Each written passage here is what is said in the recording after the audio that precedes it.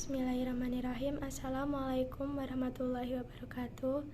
Kepada Ibu dosen pengampu mata kuliah perilaku konsumen, Ibu Septi Kurnia Prastiwi, SEMM yang saya hormati, izinkanlah saya di sini untuk memaparkan tugas perilaku konsumen yang berjudul Analisis Perilaku Konsumen Ajar Nyoklat.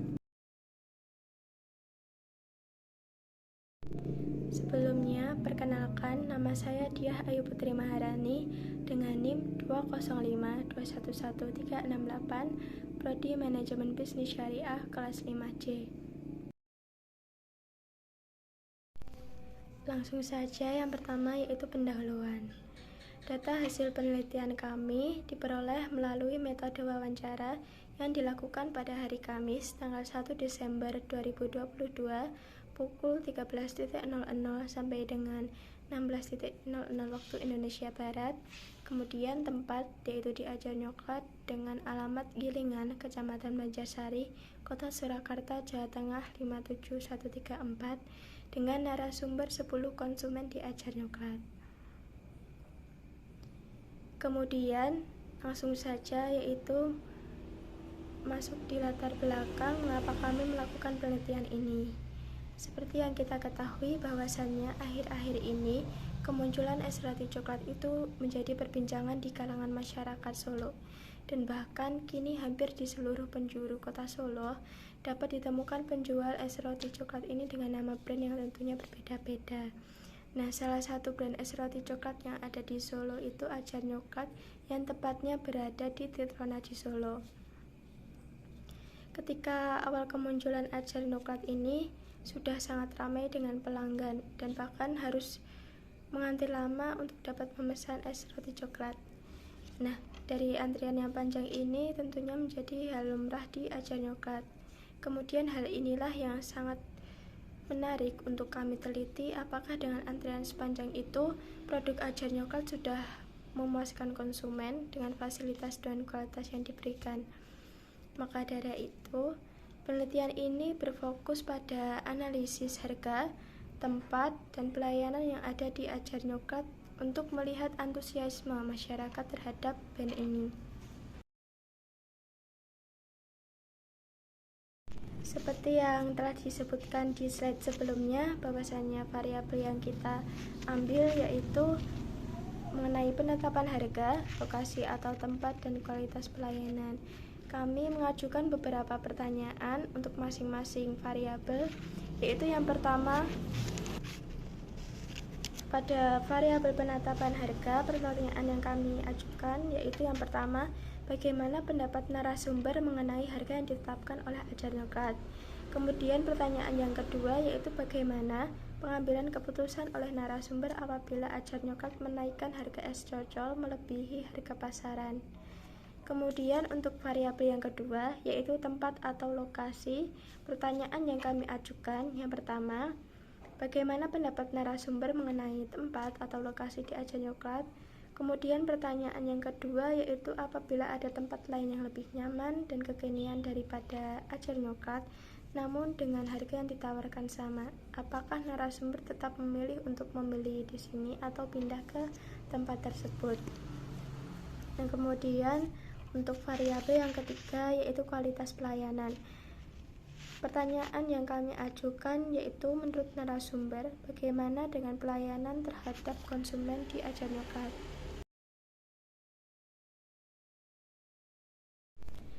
Dari hasil wawancara kami kemarin dapat diperoleh beberapa informasi, diantaranya yaitu yang pertama mengenai variabel penetapan harga. Seperti yang kita ketahui dalam analisa perilaku konsumen itu penetapan harga sangatlah penting. Mengapa? Karena kita sebagai konsumen pastinya mempunyai serangkaian faktor yang seringkali digunakan sebagai dasar ketika kita hendak mengunjungi suatu toko dan membeli produk di toko tersebut. Nah, dari wawancara kami kemarin ketika kami mengajukan pertanyaan tentang bagaimana pendapat narasumber mengenai harga yang ditetapkan oleh Ajar Nyoklat, dari situ dapat kita lihat bahwasannya harga itu merupakan sejumlah faktor yang menjadi pertimbangan konsumen ketika berkunjung dan membeli es cocol di Ajar Nyoklat. sebagian besar konsumen berpendapat bahwa harga es cocol sebesar 8.000 untuk secangkir es cocol bagi konsumen itu harganya sudah sangat terjangkau dan pas di semua kalangan konsumen. Nah, akan tetapi dengan harga tersebut tidak membuat konsumen akan tetap loyal di Ajar Nyoklat, karena ketika kami mengajukan pertanyaan tentang bagaimana pengambilan keputusan oleh narasumber apabila di Ajar Nyoklat menaikkan harga es cocolnya melebihi harga pasaran. Nah, mayoritas dari narasumber yang kita wawancarai itu mereka akan lebih memilih beralih ke toko lain apabila harga di Ajar Nyoklat tersebut lebih tinggi.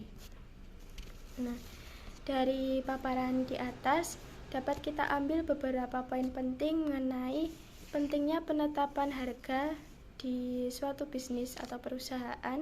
Yang pertama yaitu citra perusahaan dapat dibentuk melalui penetapan harga yang nanti akan berhubungan terhadap persepsi konsumen mengenai bisnis atau perusahaan tersebut.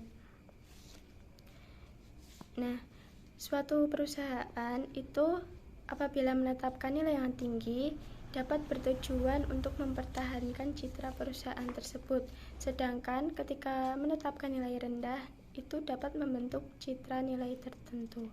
Misalnya ketika kita menawarkan suatu produk dengan jaminan harganya tersebut merupakan harga terendah di suatu wilayah. Nah, pada hakikatnya baik penetapan harga tinggi maupun harga rendah itu bertujuan untuk meningkatkan persepsi konsumen terhadap produk yang ditawarkan tersebut. Kemudian yang kedua yaitu harga yang ditetapkan itu bertujuan untuk mencegah masuknya pesaing, mempertahankan loyalitas pelanggan, serta mendukung penjualan ulang. Dari situ dapat kita lihat bahwasanya penetapan harga itu bisa menjadi strategi bersaing ketika kita mulai bisnis. Kemudian yang ketiga, penetapan harga yang rendah bertujuan untuk meningkatkan persepsi konsumen terhadap bauran produk yang ditawarkan.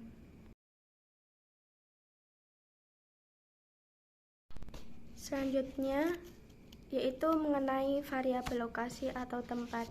Dari hasil wawancara kami kemarin ketika kami mengajukan pertanyaan yang pertama yaitu bagaimana pendapat narasumber mengenai tempat atau lokasi di Ajar Nyoklat. Nah, itu sebagian besar dari narasumber menyatakan bahwa tempat di Ajar Nyoklat itu asri, sejuk, dan sangat nyaman untuk nongkrong-nongkrong bersama teman maupun keluarga. Mengapa? Karena Ajar Nyoklat sendiri lokasinya berada tepat di samping Bendungan Tirtonadi. Nah, sehingga konsumen itu mendapatkan view pemandangan alam yang sangat alami dan bagus. Nah, kemudian kami mengajukan kembali pertanyaan kepada konsumen, yaitu apabila ada tempat lain yang lebih nyaman dan kekinian daripada Ajar Nyoklat, namun harga yang ditawarkan tetap sama, apakah narasumber tersebut tetap memilih untuk membeli di sini atau pindah ke tempat yang lain. Nah, banyak dari konsumen yang memutuskan untuk tetap membeli di Ajar Nyoklat alih-alih memutuskan ke tempat yang lebih kekinian. Karena untuk ke tempat yang lebih kekinian itu konsumen hanya untuk kebutuhan estetika semata. Nah, dari paparan di atas dapat kita simpulkan bahwasannya yang pertama, pemilihan lokasi merupakan faktor yang bersaing dalam usaha menarik konsumen atau pelanggan. Kemudian yang kedua, kondisi lokasi itu mempengaruhi keputusan konsumen. Nah, misalnya yaitu kenyamanan dan kebersihan, akses yang mudah dijangkau, visibilitas atau lokasi yang dapat dilihat jelas dari tepi jalan, lingkungan sekitar yang mendukung, dan persaingan atau lokasi pesaing dengan produk yang sama itu banyak atau tidak. Nah, sehingga dapat kita ketahui lokasi itu menjadi faktor penting yang perlu diperhatikan ketika kita memulai sebuah bisnis. Yang selanjutnya yaitu variabel terakhir yaitu mengenai kualitas pelayanan. Nah, kami telah mengajukan pertanyaan kepada narasumber mengenai kualitas pelayanan, yaitu Menurut narasumber, bagaimana dengan pelayanan terhadap konsumen di Ajar Nyoklat? Nah, konsumen Ajar Nyoklat sendiri berpendapat bahwa pelayanan di sana itu sama seperti pada umumnya. Konsumen datang, memesan, kemudian pelayan mengantarkan pesanan konsumen. Namun, ada nilai plus, yaitu pelayanannya ramah sehingga dapat menambah kesan baik untuk konsumen. Nah, dari situ dapat kita lihat bahwa narasumber tidak ada yang memberikan penilaian buruk terhadap penilaian pelayanan terhadap konsumen di Ajar Nyoklat. Nah, dari pengalaman konsumen ini kemudian dapat digunakan kembali oleh konsumen ketika atau untuk melakukan pembelian ulang di Ajar Nyoklat. Nah, dari penjabaran di atas dapat kita ambil beberapa poin. Yang pertama yaitu kualitas pelayanan yang baik itu akan menimbulkan penilaian yang positif terhadap konsumen atas kualitas pelayanan yang diberikan. Nah, misalnya ramah, cepat, teliti. Nah, itu kan pastinya konsumen akan merasa nyaman dan ketika untuk membeli lagi itu konsumen tidak berpikir terlalu panjang. Kemudian yang kedua yaitu mempertahankan kualitas pelayanan agar pelanggan puas dan menjadi loyal.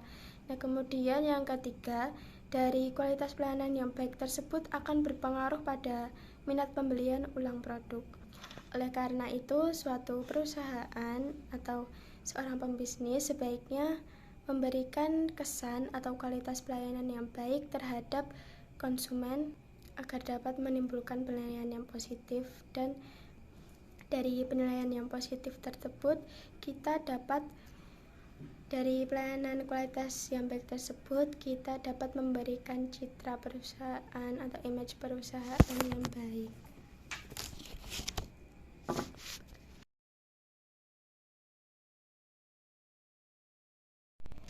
Slide selanjutnya yaitu rekomendasi untuk peningkatan UMKM. Yang pertama, tidak menaikkan harga. Seperti yang kita ketahui di slide sebelumnya, bahwasannya penetapan harga itu sangatlah mempengaruhi keputusan pembelian konsumen atau pelanggan. Nah, konsumen atau pelanggan itu lebih memburu suatu produk atau barang yang harganya lebih murah dan lebih ekonomis. Di Ajar Nyoklat sendiri, banyak dari narasumber atau pelanggan atau konsumen yang lebih memilih untuk membeli es coklat di Ajar Nyoklat ini karena harga yang terjangkau dan sangat pas di kantong semua kalangan masyarakat. Nah, kemudian yang kedua, menyediakan tempat tambahan. Karena banyaknya pengunjung di Ajar Nyoklat, maka UMKM Ajar Nyoklat perlu menyediakan tempat tambahan. Kemudian yang ketiga, membuat tangga buatan atau pegangan. Dan yang terakhir itu memperlebar store atau membuat tempat khusus antrian karena dikarenakan banyaknya pengunjung dan tempatnya berada di tepi jalan. Selanjutnya yaitu kesimpulan. Ada beberapa kesimpulan yang dapat kita ambil dari paparan di atas, yaitu yang pertama, penetapan harga, lokasi, tempat, serta pelayanan itu mempunyai pengaruh terhadap perilaku konsumen secara langsung. Kemudian yang kedua yaitu penetapan harga yang rendah itu membuat konsumen tidak perlu berpikir lama untuk membeli suatu produk di toko tersebut. Kemudian yang ketiga, kenyamanan dan karakteristik tertentu suatu lokasi atau tempat itu dapat menarik konsumen atau pelanggan untuk berkunjung dan membeli produk di toko tersebut. Kemudian yang keempat, pelayanan yang baik itu akan menimbulkan penilaian yang positif oleh pelanggan atau konsumen. Nah, sehingga konsumen itu akan mempertimbangkan kembali untuk membeli ulang di produk tersebut. Nah, dari pelayanan tersebut kita dapat memperoleh pelanggan atau konsumen yang loyal di toko kita. Kemudian yang kelima, apabila ketiga faktor tersebut telah berpengaruh positif terhadap pelanggan, perusahaan harus tetap mempertahankannya dan mengembangkan inovasi-inovasi lainnya supaya mampu bertahan di tengah banyaknya persaingan dengan produk yang sama.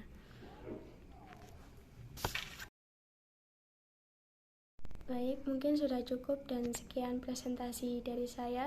Apabila ada kurang dan salahnya, saya mohon maaf. Terima kasih. Wassalamualaikum warahmatullahi wabarakatuh.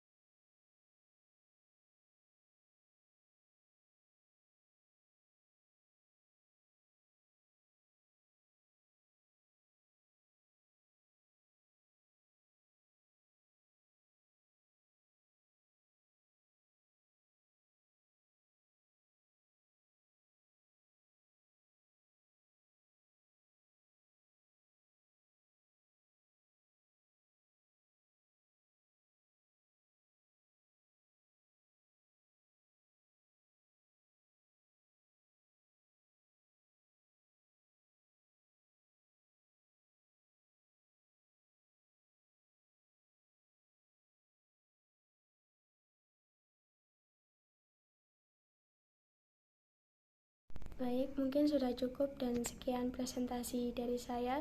Apabila ada kurang dan salahnya, saya mohon maaf. Terima kasih. Wassalamualaikum warahmatullahi wabarakatuh.